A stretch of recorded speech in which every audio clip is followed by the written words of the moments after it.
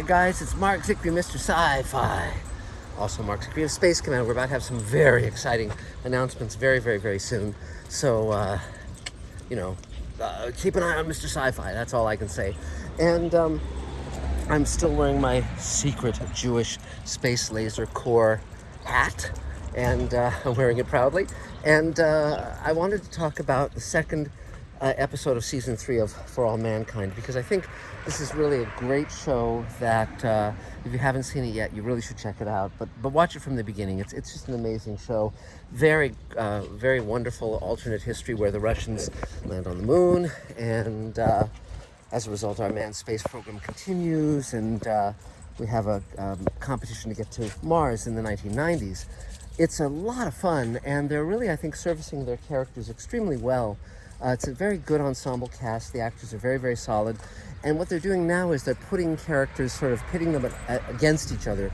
And it's a fun alternate history because in some ways it deviates from our history, and in other ways it's informed by our current history. So for instance, you have a tech entrepreneur who's intent on being the first to land on Mars, his rockets, his people.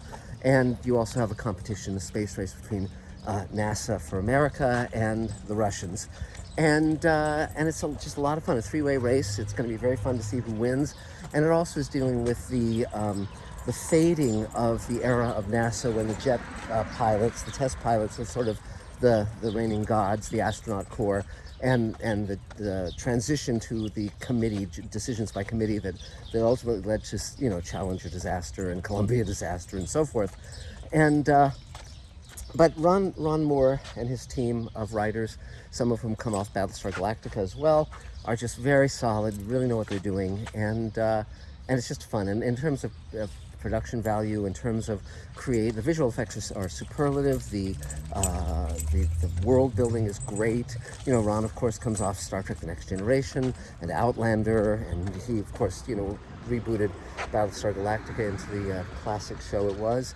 And and it's also fun because they're planting secrets. Over the first 2 seasons, they've very skillfully set up secrets that are going to be putting characters at risk this season. So for instance, one character, it was interesting because when Sally Ride, the first American female astronaut, died, they mentioned that she had a longtime companion and that she had been gay, which had been kept a secret during her lifetime.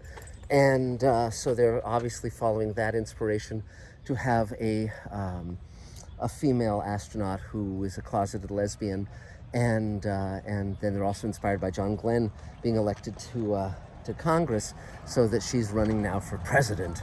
And of course, her secret could very much come to light. And then there's one other character who's been a little too chummy in terms of trading technological solutions with the Russians, vice versa, and she's unwittingly being duped by Russian intelligence, the KGB the Soviet Union has not fallen. And it's really interesting to see these characters play out. And so I'm enjoying the show a lot. I look forward to seeing the rest of the season. If you haven't seen it yet, subscribe to Apple or visit friends who have Apple TV.